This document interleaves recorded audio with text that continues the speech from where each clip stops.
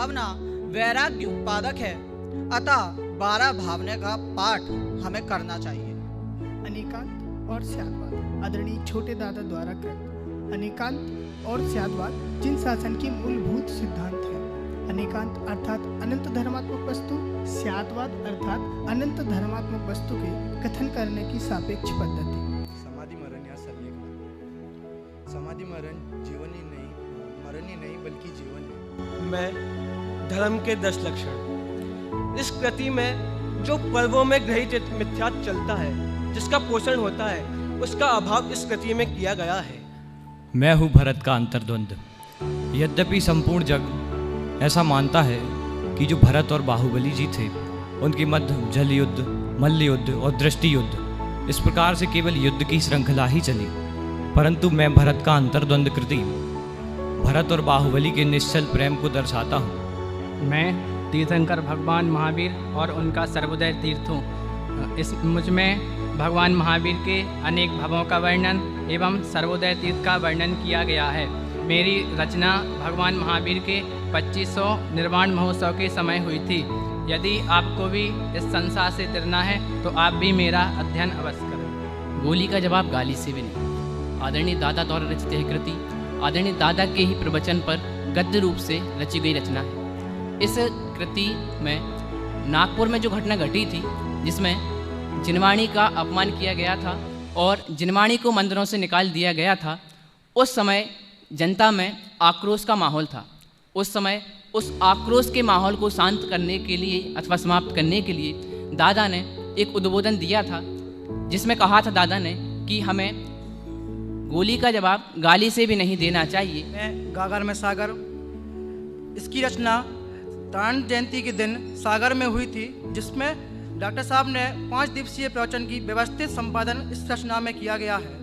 16वीं सदी के महान आचार्य तारण स्वामी के ग्रंथ ज्ञान समुच्चय सार जी की 44वीं गाथा पर इसमें उन्होंने गागर में सागर भरने जैसा काम किया है। मैं निमित्त उपादान।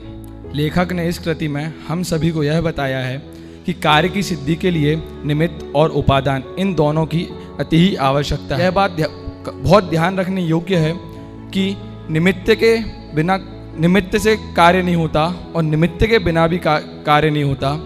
केवल उपादान से कार्य नहीं होता और उपादान के बिना भी कार्य नहीं होता। समयसार अनुशीलन। यह कृति समयसार ग्रंथ में प्रतिपादित भगवान आत्मा का सम्यक स्वरूप समझाने वाली अनुपम कृति है। इस कृति में आचार्य अमृतचंद्र, आचार्य जयसेन, पांडे राजमल जी, पंडित बनारसी दास जी तथा पूज्य गुरुदेव श्री द्वारा समयसार स्वरूप भगवान आत्मा के संबंधित विचारों का समावेश किया गया है। इसके 5 भाग हैं तथा समयसार ग्रंथ को नयों की दृष्टि से यदि समझना है तो हमें इस कृति का अध्ययन अवश्य करना चाहिए।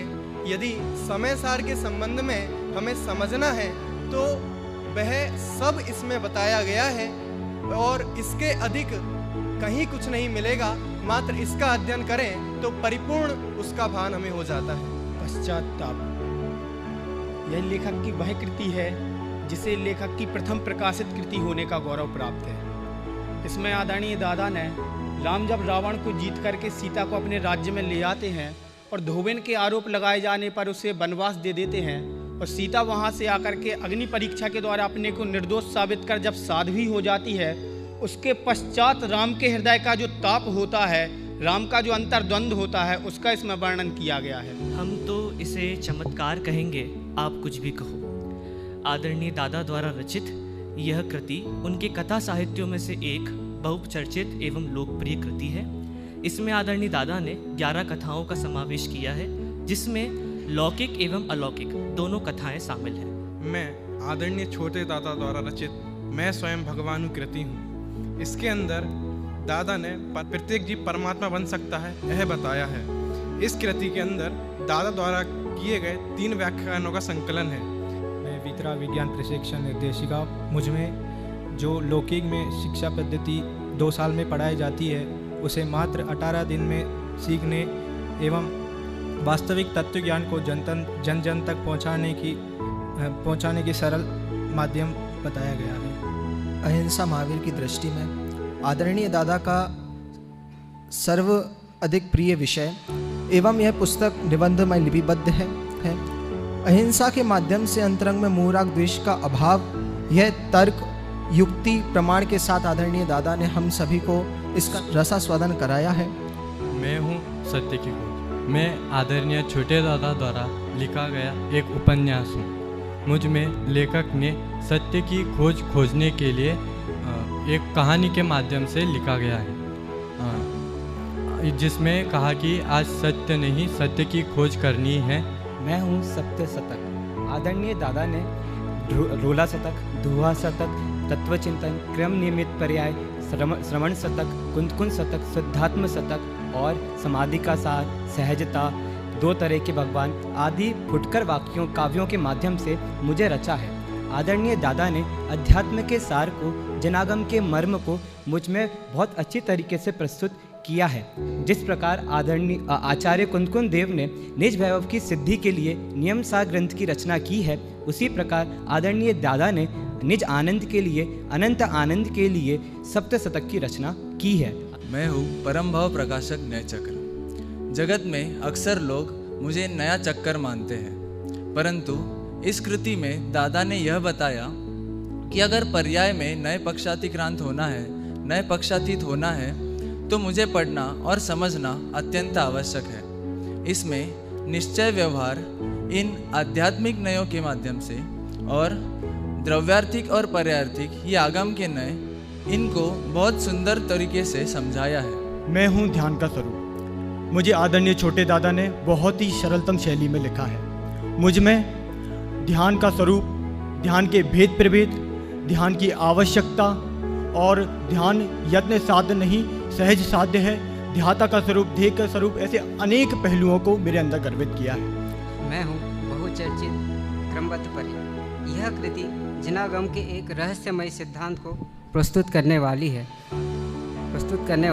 जिसमें जगत की संपूर्ण व्यवस्था क्रम में बंधी हुई है, अर्थात क्रमबद्ध है, क्रम नियमित है, ऐसा उद्घोष करने वाली है। वैराग्य महाकाव्य, जिसे लेखक ने प्रारंभिक भाग 17 वर्ष की उम्र में लिखा, और यह लेखक की आध्यात्मिक सैद्धांतिक प्रतिभाओं का उदाहरण तो है ही, साथ में साहित्य जगत की भी एक उत्कृष्टतम कृति है। साथ ही साथ जो नेमिनाथ, राजुल तथा उनके पिता उग्रसेन आदि के संवाद जो पूर्व परंपरा से रूढ़ी से चले आ रहे थे, वे उन्हें आगम अनुकूल प्रतीत न होने के कारण इसमें उन्होंने उनका वैराग्यपूर्ण ढंग से चित्रण किया। न कि सिर्फ सैद्धांतिक और आध्यात्मिक रस, अपितु इसमें कथा, भक्ति परक साहित्यिक रस भी इसमें हमें प्राप्त होता है।